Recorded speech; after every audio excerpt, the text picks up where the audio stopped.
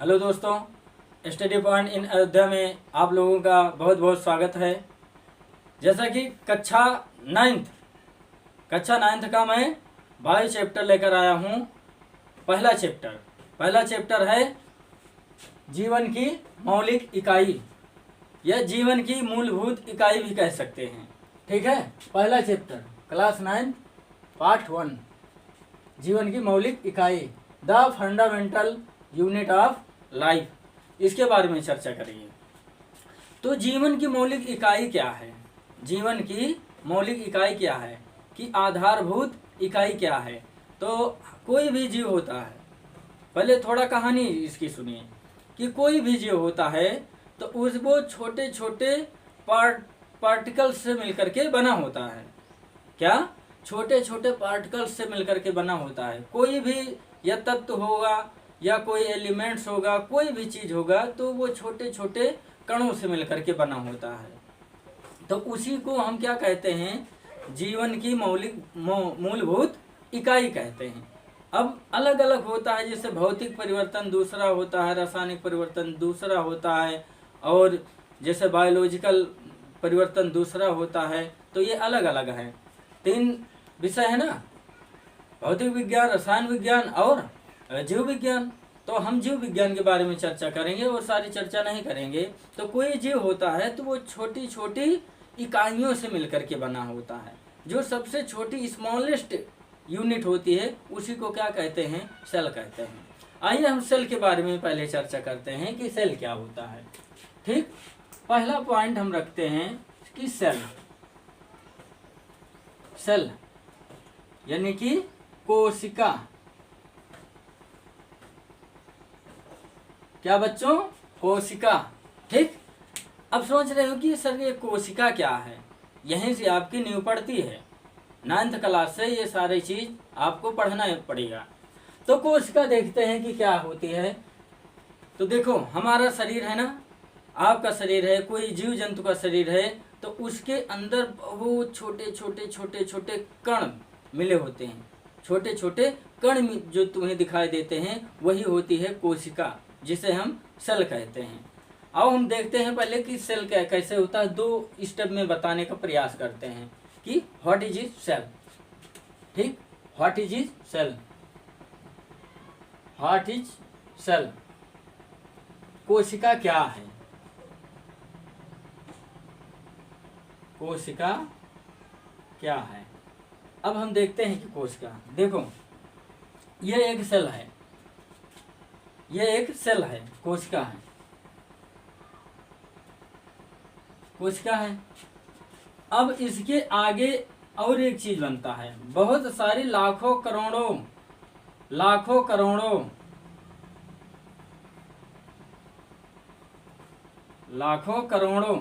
या अरबों आप मान लीजिए जो सेल मिलती हैं तो क्या बनता है, कोशिका ऊतक बनता है।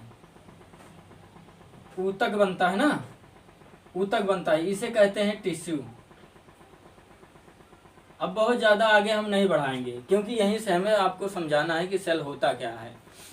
जैसे आप कोई मसल्स काटिए, मेरे शरीर का टुकड़ा काटिए, कोई भी आप ले लीजिए पार्ट, वो जीव का हो, मतलब लिविंग ऑर्गेनिज्म हो, सजीव का हो, उसका ले लीजिए, पार्ट ले लीजिए मांस, और उसको एकदम बारीक से रब्ड कर दीजिए, रगड़ दीजिए, एकदम बारीक कर दीजिए। तो आप छोटे छोटे कण उसमें देखेंगे, बहुत छोटे छोटे कण देखेंगे। वही कण जो होता है क्या होता है, सेल होता है। समझ में आया? वही कण जो होता है सेल होता है। अब मैंने ये देखो, इतने में मैंने कहा ये सेल है। तो लाखों करोड़ों अरबों सेल मिलकर के एक क्या बनाता है, ऊतक बनाता है। ऊतक का निर्माण करता है टिश्यू, जिसे हम एक पार्ट के रूप में देखते हैं, एक मतलब पीस के रूप में देखते हैं। ठीक है, अब यहाँ तक मैंने बता दिया कि कोशिका क्या होती है। मतलब कोशिका जीवन की मूलभूत इकाई होती है। हम एक शब्द में कहेंगे कि कोशिका जीवन की मूलभूत इकाई होती है। कोई भी शरीर के निर्माण में कोशिका महत्वपूर्ण इकाई होती है। और कोशिका के अंदर 2-3 चीज़ों का होना बहुत जरूरी होता है। ठीक है। जैसे हम देखते हैं कि कोशिका के अंदर 2-3 चीज़ों का होना जरूरी है। इसमें रासायनिक गुण होना चाहिए। क्या? रासायनिक गुण। रासायनिक गुण और एक होता है भौतिक गुण। भौतिक गुण बायोलॉजिकल रिएक्शन होता है। जैवीय गुण, जैवीय गुण, ठीक है। जिसके अंदर जीव है उसे जैवीय गुण कहते हैं। आनुवांशिक लक्षण होता है।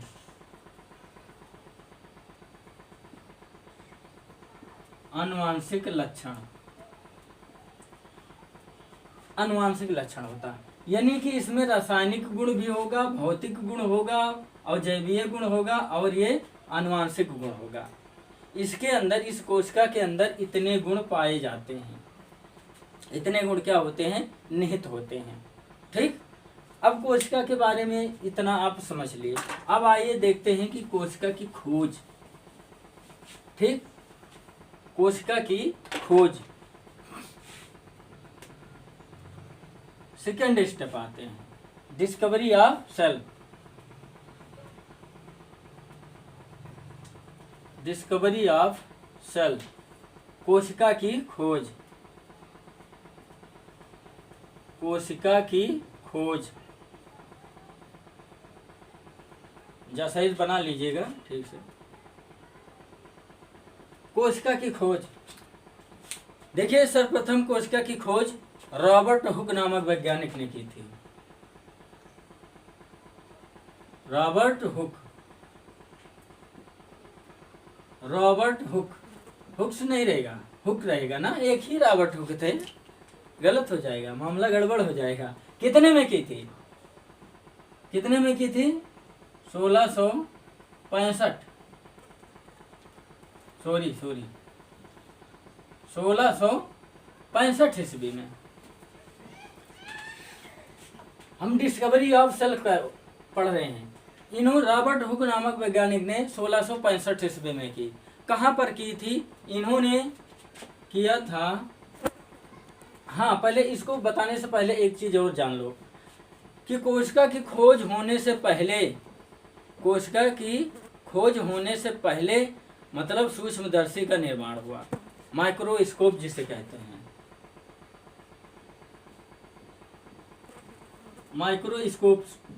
माइक्रोस्कोप्स का निर्माण हुआ। और माइक्रोस्कोप वो चीज होती है जो छोटी चीजों को बड़े रूप में दिखाने का काम करती है। ठीक, माइक्रोस्कोप वो यंत्र होता है जो छोटी चीजों को बड़े करके दिखाने का काम करता है।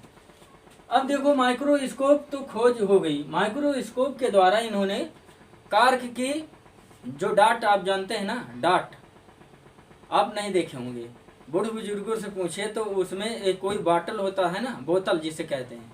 बोतल में एक मक्का बोया जाता है, मक्का जिसे भुट्टा कहते हो। ठीक, देहाती भाषा में भुट्टा कहते हैं, उसे मक्का कहते हैं।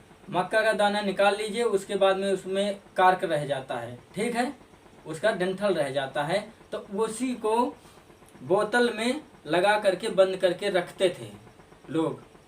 तो इन्होंने, रॉबर्ट हुक ने उसी कार्क का अध्ययन करना शुरू किया, उसी डाट का अध्ययन करना शुरू किया। तो उन्होंने इसी माइक्रोस्कोप के माध्यम से क्या देखा कि उसमें जैसे मधुमक्खी का छत्ता आपने देखा है ना, मधुमक्खी का घर, तो उसमें जाल सदृश उन्होंने संरचना देखा।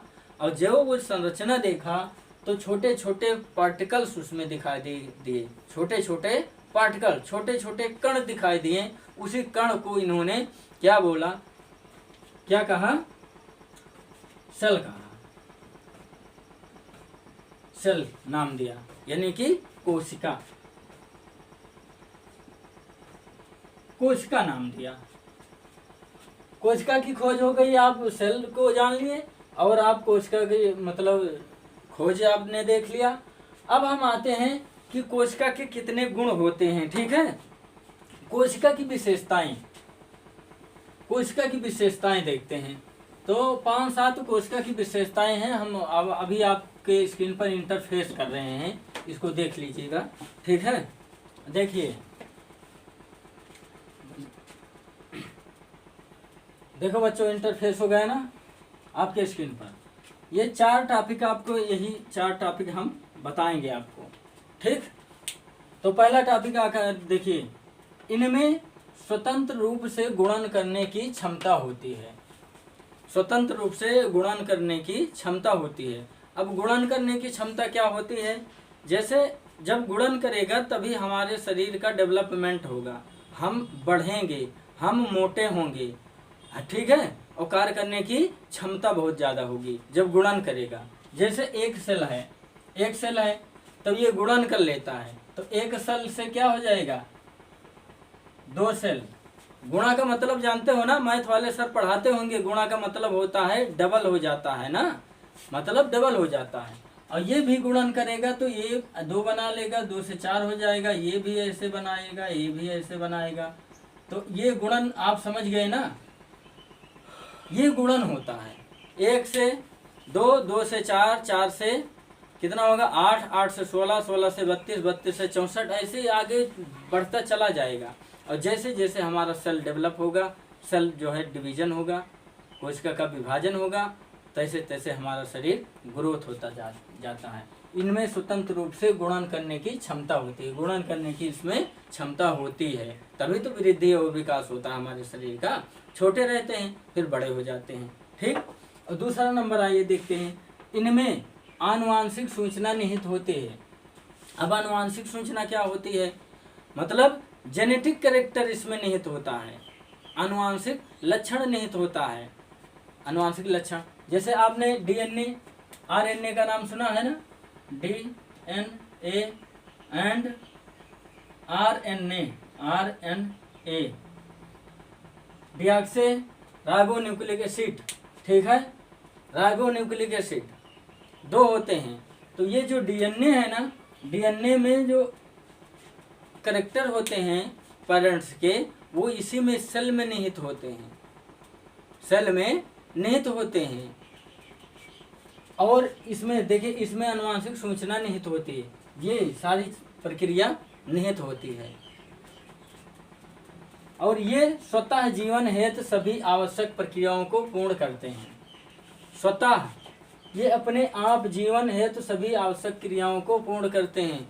जितनी आवश्यक क्रियाएं होती हैं, जैसे मेटाबॉलिक रिएक्शन, सबसे पहले आप समझो मेटाबॉलिक रिएक्शन, समझाना पड़ेगा, नहीं समझ पाओगे ऐसे। मेटाबॉलिक रिएक्शन क्या होता है? Biological reaction, sorry, metabolic reaction अलग होता है, बायोलॉजिकल रिएक्शन अलग होता है। तो बायोलॉजिकल रिएक्शन इसमें निहित होती है। ये स्वतः जीवन हेतु सभी आवश्यक प्रक्रियाओं को पूर्ण कर सकती है, पूर्ण कर सकती है। अब हम पहले देखते हैं कि बायोलॉजिकल रिएक्शन क्या है, होता है। ध्यान से देखिएगा, बायोलॉजिकल रिएक्शन जैविक क्रिया, जैविक क्रिया, जैविक क्रिया में आ जाता है। पहला नंबर हो जाएगा डाइजेशन,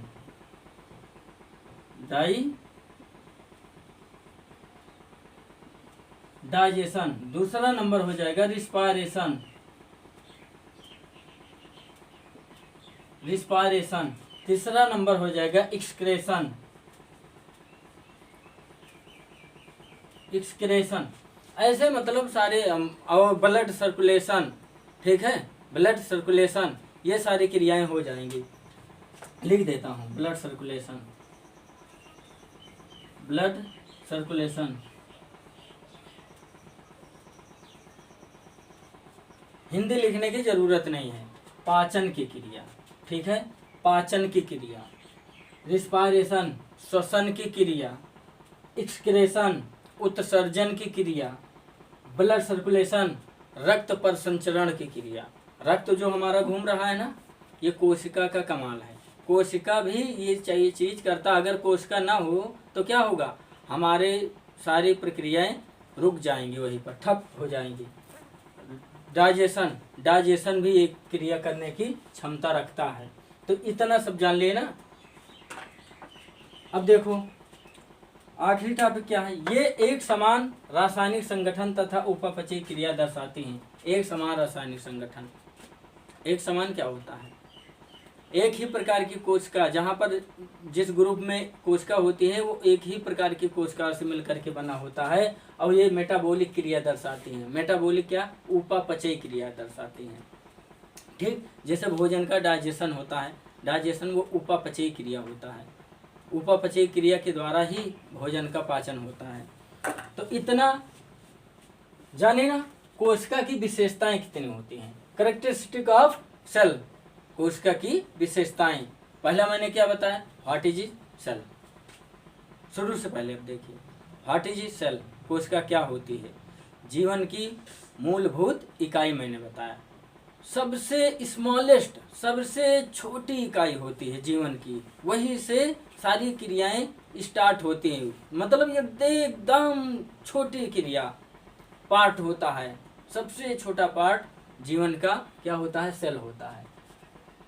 ठीक, ये चीज बताया कोशिका क्या होती है। फिर कोशिका के क्या बताया मैंने, डिस्कवरी ऑफ सेल, कोशिका की खोज। कोशिका की खोज किसने की, रॉबर्ट हुक नामक वैज्ञानिक ने। कब किया, 1665 ईस्वी में किए। ठीक, किसमें किए, किसमें को खोज किए, कार्क में किए, डाट में, जिसे मतलब बोतल में लगाया जाता ऊपर से ना बंद करने के लिए, उसी में किए। फिर मैंने क्या बताया, वो तो बता दिया। फिर कोशिका की विशेषताएं बता रहा हूँ, जो कि आपकी स्क्रीन पर इंटरफेस है। कोशिका की विशेषताएं, ये तीसरा टॉपिक था ना, ऐसे लगाता ऐसे, ये तीसरा टॉपिक था। ये चारों टॉपिक मैंने बताया। इस चारों टॉपिक में मैंने ये सारी चीजें बताया, बायोलॉजिकल रिएक्शन की स्वतः इनके अंदर पूर्ण करने की क्षमताएं होती हैं, तो ये सारी प्रक्रियाएं बताया, और सारी प्रक्रियाएं होती हैं। अब हम आते हैं दूसरी चीज पर चलते हैं कि एक कोशिकीय और बहुकोशिकीय जीव के बारे में चर्चा कर लेते हैं कि एक कोशिका क्या होती है और बहुकोशिका क्या होती है। आइए थोड़ा स्क्रीन पर मैं इंटरफेस करता हूँ, इसको पहले मिटा देता हूँ।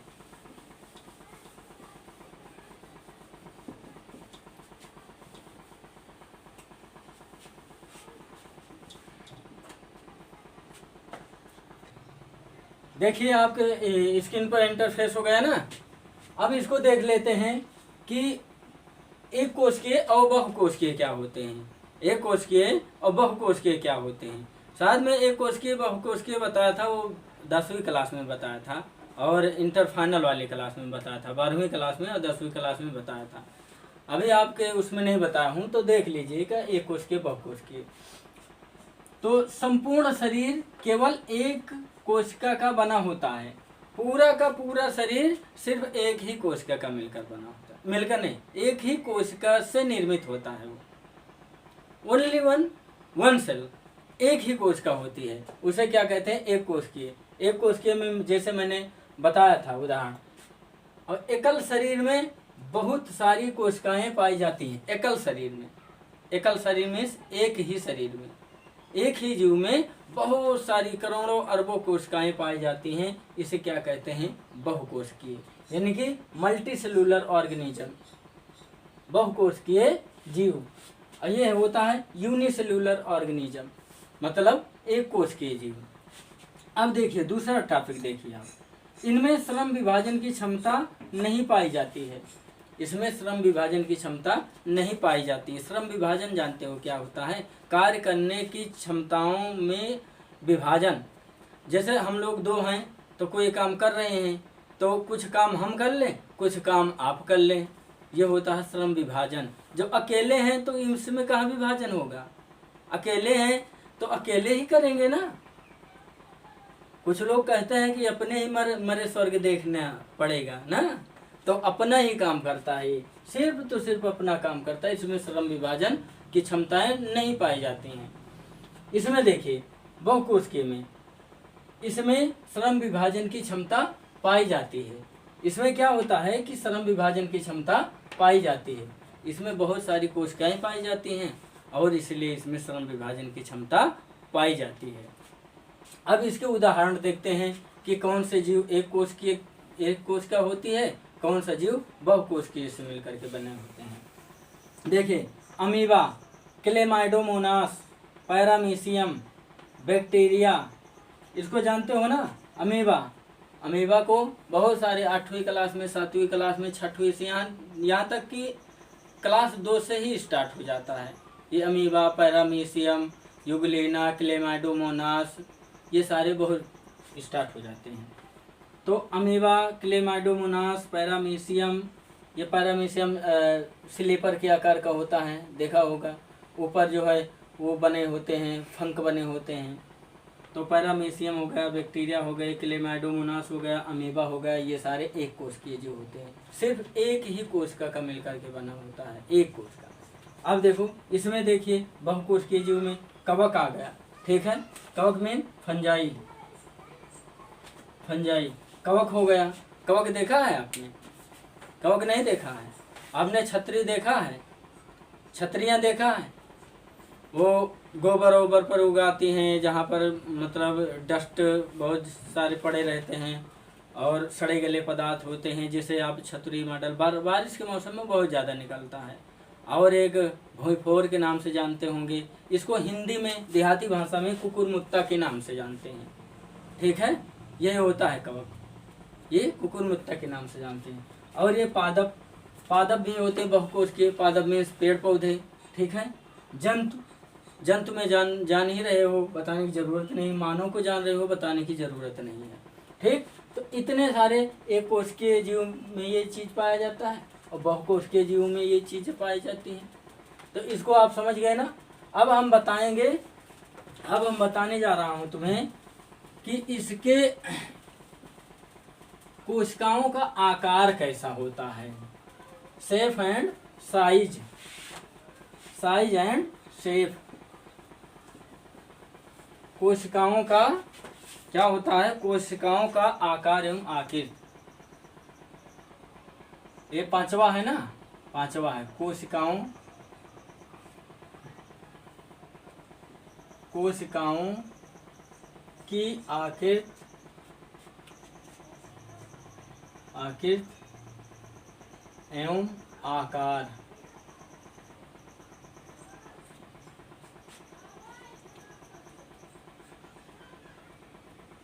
Size and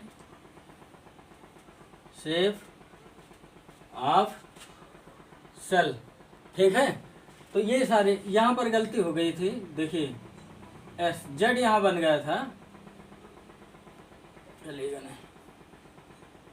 size, size and shape of cell, ठीक। Size and shape of cells मतलब कोशिकाओं की आकृति एवं आकार।